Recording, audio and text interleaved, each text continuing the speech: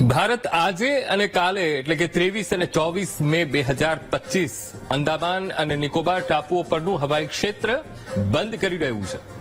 Notice two airmen હેઠળ બંગાળની ખાડી અને અંદામાન સમુદ્ર ઉપર કોઈ પણ વિમાનને ઉડવાની મંજૂરી આપવામાં નહીં આવે.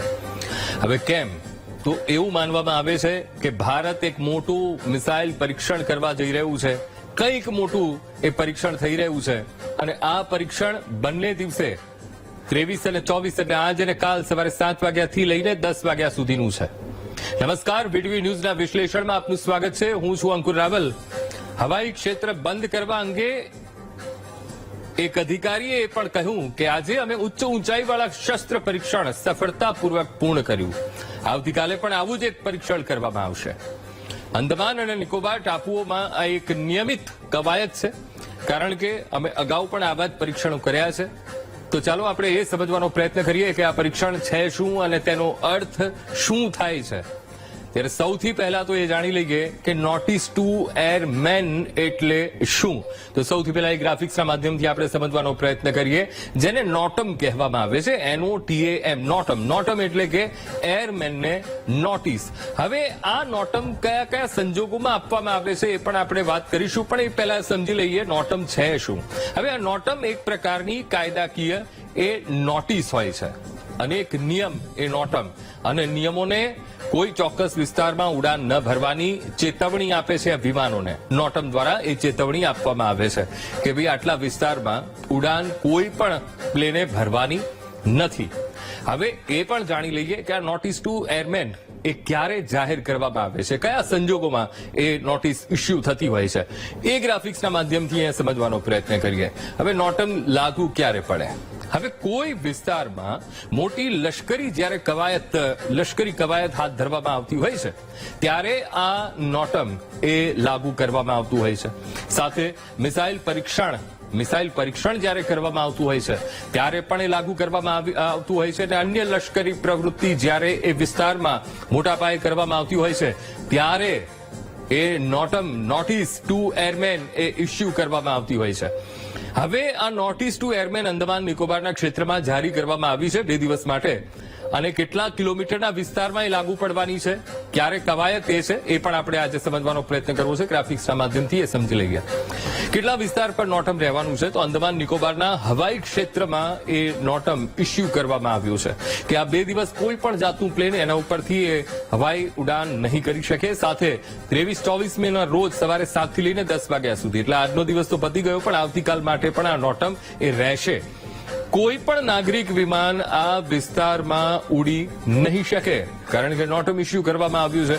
નો ફ્લાય ઝોન એ વિસ્તારને કરી દેવામાં આવ્યો છે, અને આ નોટમ મુજબ 510 કિલોમીટર લાંબો એ વિસ્તાર છે કે જ્યાંથી ઉડાન નથી ભરવાની.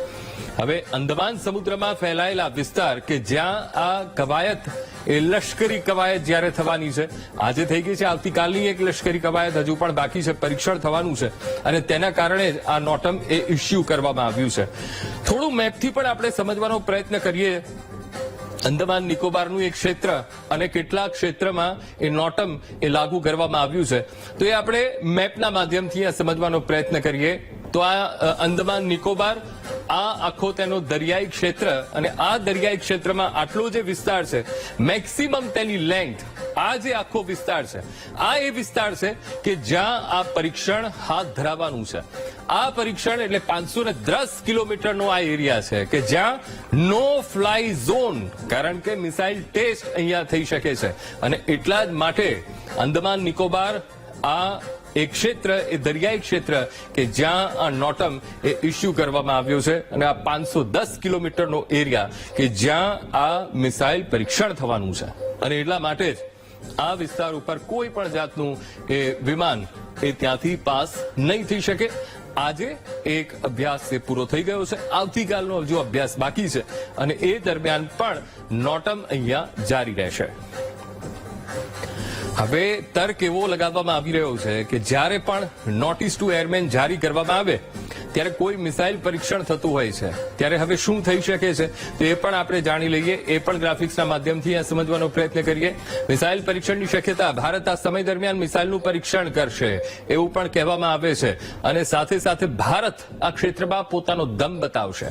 આ પહેલા પણ, આ એવું નથી કે આજે, આ પહેલા પણ અંદમાન અને નિકોબારમાં મિસાઇલ પરીક્ષણો થયા છે એક ક્ષેત્રમાં, એ જે આખો 510 કિલોમીટરનો વિસ્તાર છે ત્યાં. આ વખતે પણ કંઈક આવું થવાની એ ધારણા છે. હજુ બહાર નથી આવ્યું, 2 દિવસમાં આપણને ખબર પડી જશે કે ત્યાં શું થયું છે. પણ જે શક્યતાઓ છે તેની આપણે ચર્ચા કરી રહ્યા છીએ. છેલ્લી વખત જાન્યુઆરી 2025માં ત્યાં મિસાઇલ પરીક્ષણ થયું હતું અને ભારતે અહીં બ્રહ્મોસ સુપરસોનિક મિસાઇલનું પરીક્ષણ એ ક્ષેત્રમાં કર્યું હતું. અને સાથે બ્રહ્મોસ ખૂબ જ ઝડપી અને સચોટ મિસાઇલ છે, મારક ક્ષમતા તેની જબરદસ્ત છે અને સાથે જ ખૂબ ઝડપી, અને જેને જમીન, સમુદ્ર અને હવાથી તેને લોન્ચ કરી શકાય છે. અને એટલા માટે જ એ વિસ્તારમાં ત્યાં તેનું જાન્યુઆરી 2025માં પરીક્ષણ થયું હતું. રેન્જની વાત કરી લઈએ, રેન્જ છે 450 થી લઈને 900 કિલોમીટરની તેની રેન્જ છે એ બ્રહ્મોસ મિસાઇલની, અને સાથે સાથે મારક ક્ષમતા, ગજબ તેની મારક ક્ષમતા છે, સટીક પોતાના લક્ષ્યને તે ભેદી શકે છે. હવે કેટલાક લોકો માને છે કે આ વખતે પણ બ્રહ્મોસનું પરીક્ષણ કરી શકાય છે, કદાચ તેનું નવું સંસ્કરણ હોઈ શકે, તેને ડેવલપ કરવામાં આવી શકે. હાલમાં ભારત પાકિસ્તાન સરહદ પર શાંતિ છે, પરંતુ સરકાર કહે છે કે ઓપરેશન સિંદૂર હજુ પૂરું થયું નથી અને આવી સ્થિતિમાં અંદમાનમાં મિસાઇલ પરીક્ષણને એક વ્યૂહાત્મક પગલું માનવામાં આવી રહ્યું છે. આ પરીક્ષણ ભારતની લશ્કરી તાકાત બતાવવા અને દુશ્મનોને ચેતવણી આપવાનો એક માર્ગ હોઈ શકે. ત્યારે અંદમાન નિકોબારમાં જ કેમ પરીક્ષણ થાય છે એ પણ સમજવું અહીંયા એટલું જ જરૂરી છે. તો એ સમજવાનો પ્રયત્ન કરીએ કે અંદમાન નિકોબાર જ કેમ. તો હવે અંદમાન નિકોબાર દ્વીપ સમૂહ એ ભારત માટે પણ એક ખૂબ મહત્વપૂર્ણ એ 510 કિલોમીટરનો એ પ્રદેશ છે કે જ્યાં આ પ્રકારના પરીક્ષણો એ થતા રહે છે. અને સાથે જ હિન્દ મહાસાગરના મલક્કા સ્ટ્રેસનો એ મુખ્ય સમુદ્રી રસ્તો, મલક્કા સ્ટ્રેસ એ મુખ્ય સમુદ્રી રસ્તો એ ત્યાંથી એ પસાર થાય છે. સરળતાપૂર્વક ભારત મિસાઇલ પરીક્ષણ કરી શકે તેવો એ વિસ્તાર છે અને ખૂબ ત્યાં મદદ મળી શકે છે. પ્રકૃતિની દ્રષ્ટિએ પણ તેને મદદ મળી શકે છે. ટ્રાય સર્વિસ થિયેટર કમાન્ડની પણ મહત્વપૂર્ણ ભૂમિકા છે. આ પણ આપણે સમજવાનો પ્રયત્ન કરીએ. ટ્રાય સર્વિસ થિયેટર કમાન્ડ એટલે શું? તો કે આર્મી, નેવી અને એરફોર્સ એક મોરચે એ ત્યાં કામ કરે છે અને એટલા માટે જ એ જગ્યાની ત્યાં પસંદગી કરવામાં આવે છે આ મિસાઇલ પરીક્ષણ માટે. તો હવે ખાસ તો આ પરીક્ષણમાં ટ્રાય સર્વિસ કમાન્ડની પણ ભૂમિકા એ ખૂબ મહત્વપૂર્ણ, અને જે સૂચવે છે કે આ એક મોટું અને જટિલ પરીક્ષણ હશે. જો આ વખતે બ્રહ્મોસનું પરીક્ષણ કરવામાં આવે છે તો તે ભારતની તાકાતમાં ખૂબ વધારો કરશે. બ્રહ્મોસ વિશે પણ આપણે કેટલીક ખાસ બાબતો છે જે સમજવી એટલી જરૂરી છે. ગ્રાફિક્સના માધ્યમથી એ સમજવાનો પ્રયત્ન કરીએ. બ્રહ્મોસ તેની ઉચ્ચ ગતિ, મેક્સિમમ ગતિની જો વાત કરવામાં આવે તો સૌથી પહેલા તો તેની અવાજ કરતા 3 ગણી ઝડપ છે બ્રહ્મોસ મિસાઇલની, અને મેક 3 તેની એ મેક 3માં તેને અંદાજવામાં આવે છે. અને સાથે તેની રેન્જની વાત કરીએ બ્રહ્મોસની, 450 થી 900 કિલોમીટર સુધીના એ એરિયાને ટાર્ગેટ કરી શકે છે બ્રહ્મોસ મિસાઇલ. સાથે ચોકસાઈની વાત કરી દઈએ, સટીક નિશાનો, તો લક્ષ્ય પર સટીક હુમલો કરવામાં બ્રહ્મોસ મિસાઇલ એ સક્ષમ છે. પોતાના જે ટાર્ગેટને ધ્વસ્ત કરી શકે છે. સાથે લોન્ચ ક્યાંથી કરી શકાય. જહાજ ઉપરથી પણ આ બ્રહ્મોસ લોન્ચ થઈ શકે, વિમાનમાંથી પણ તેને લક્ષ્ય સુધી પહોંચાડી શકાય.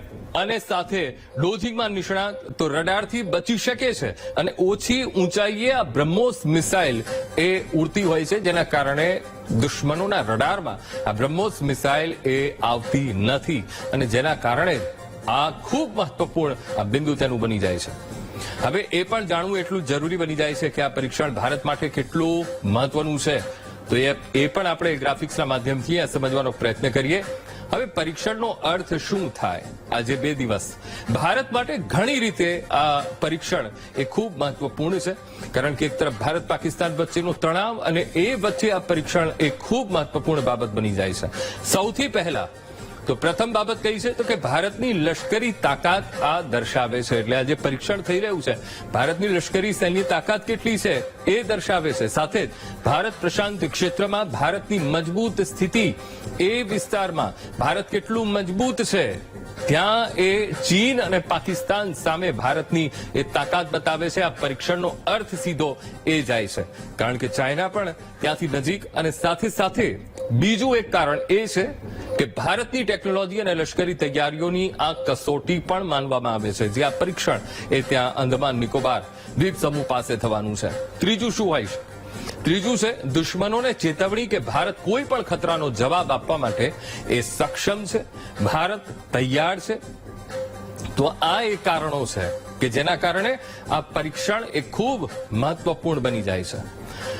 હવે સુપરસોનિક બ્રહ્મોસ મિસાઇલની 5 ખાસિયતોને પણ અહીંયા સમજવાનો આપણે પ્રયત્ન કરવો છે કારણ કે બ્રહ્મોસની જ્યારે વાત થઈ રહી છે અને બ્રહ્મોસની ભૂમિકા ઓપરેશન સિંદૂરમાં પણ ખૂબ મહત્વપૂર્ણ રહી છે અને સાથે સાથે ભારતનું બ્રહ્માસ્ત્ર પણ કહેવાય છે.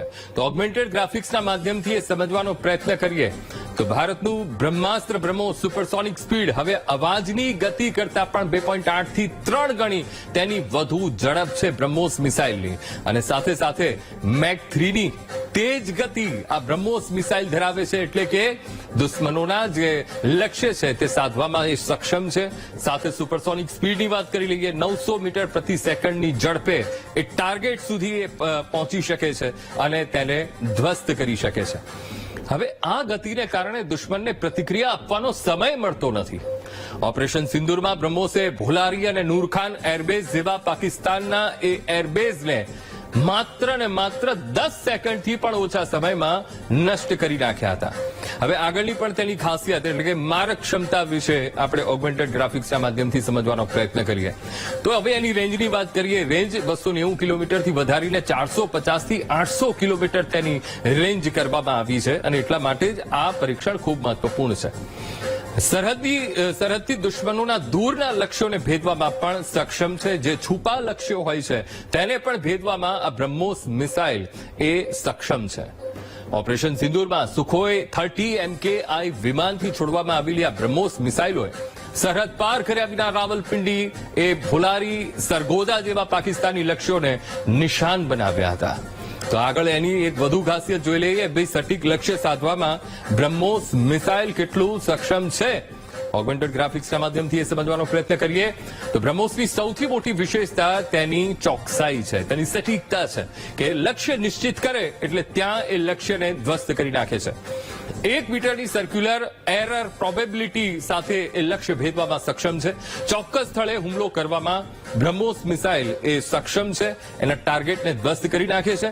સાથે જ ઓપરેશનમાં તેણે પાકિસ્તાનના રડાર સિસ્ટમ્સ, કમાન્ડ સેન્ટરો, એરપોર્ટ જેમ કે પાસરૂર છે, ત્યારબાદ સિયાલકોટ ખાતેના રડાર રાઇટ્સનો સચોટ તેણે નાશ કર્યો અને તેનાથી કોલેટરલ ડેમેજ એટલે કે આસપાસની વસ્તુઓને પણ નુકસાન થયું નહોતું. તેની આ ખાસિયતને પણ આપણે સમજવાનો પ્રયત્ન કરીએ કે ભાઈ રડારથી બચવાની ક્ષમતા બ્રહ્મોસની કેટલી છે. ઓગમેન્ટેડ ગ્રાફિક્સના માધ્યમથી એ સમજવાનો પ્રયત્ન કરીએ તો રડારથી બચવાની ક્ષમતા, ઓછી ઊંચાઈની ઉડાન ભરવામાં બ્રહ્મોસ મિસાઇલ એ સક્ષમ છે કારણ કે ઓછી ઊંચાઈએ તે ઉડાન ભરી શકે છે અને પોતાના ટાર્ગેટને ધ્વસ્ત કરી શકે છે. સાથે મહત્વપૂર્ણ બાબત એ પણ છે કે 3 થી 10 મીટરની ખૂબ જ ઓછી ઊંચાઈએ એ બ્રહ્મોસ એ ઉડાન ભરતી હોય છે, જેથી કરીને કોઈ પણ જાતના દુશ્મનના રડારમાં આ મિસાઇલ એ આવતી નથી. દુશ્મનોના રડાર તેને શોધી શકતા નથી, તેને પકડી નથી શકતા, તેને ડિટેક્ટ નથી કરી શકતા અને આ તેની મહત્વપૂર્ણ ખાસિયત. અને હવામાં તેનો રસ્તો બદલી શકવામાં પણ તે સક્ષમ છે. ટાર્ગેટને પણ તે બદલી શકાય છે. ઝડપથી નીચે ઉતરી ટાર્ગેટને ધ્વસ્ત કરવામાં એ સક્ષમ છે. દુશ્મનોને ખબર પણ નથી પડતી અને તેમના જે ઠેકાણાઓ છે તેને આ મિસાઇલ તોડી પાડે છે. ફરી એકવાર યાદ કરી લઈએ ઓપરેશન સિંદૂર. પાકિસ્તાનની HQ-9 જેવી હવાઈ સંરક્ષણ પ્રણાલીઓ આ બ્રહ્મોસ મિસાઇલને રોકી નથી શકી કારણ કે તે રડારથી બચીને લક્ષ્ય સુધી એ પહોંચી ગઈ હતી. હવે આગળ એક નવી જેની ખાસિયત છે ફાયર એન્ડ ફોરગેટ સિસ્ટમ. તો હવે આ સિસ્ટમ કેવી રીતે કામ કરે છે એ પણ આપણે ગ્રાફિક્સના માધ્યમથી સમજવાનો પ્રયત્ન કરીએ. તો બ્રહ્મોસ એક ફાયર એન્ડ ફોરગેટ મિસાઇલ છે. હવે કેવી રીતે એ પણ આપણે આગળ સમજીએ કે લોન્ચ કર્યા પછી તેને બીજી કોઈ મદદની જરૂર નથી રહેતી અને એટલા માટે જ એને ફાયર એન્ડ ફોરગેટ એટલે કે તમે ફાયર કરો અને ભૂલી જાઓ. પોતાની જાતે જ લક્ષ્ય સુધી એ બ્રહ્મોસ મિસાઇલ એ પહોંચી જાય છે અને એક અદ્યતન માર્ગદર્શન પ્રણાલીથી બ્રહ્મોસ મિસાઇલ એ સજ્જ છે અને જેના કારણે એ ખૂબ મહત્વપૂર્ણ બની જાય છે. તો હવે જણાવી દઈએ કે જે તેને જામિંગથી પણ સુરક્ષિત કરે છે. કોઈ પણ જામર તેને અટકાવી નથી શકતા, તેની ઝડપને અવરોધી નથી શકતા. હવે ઓપરેશનમાં તેણે એક સાથે અનેક લક્ષ્યોનો નાશ કર્યો, જેમ કે AWACS વિમાન, ભુલારીમાં અનેક રનવે. આમ આ બધા જ પરીક્ષણ ભારતને દુનિયાના દેશની સામે ખૂબ મજબૂત બનાવે છે. એક તરફ તણાવની સ્થિતિ અને વચ્ચે હવે સૈન્ય શક્તિમાં વધારો એ સમયની જરૂરિયાત છે.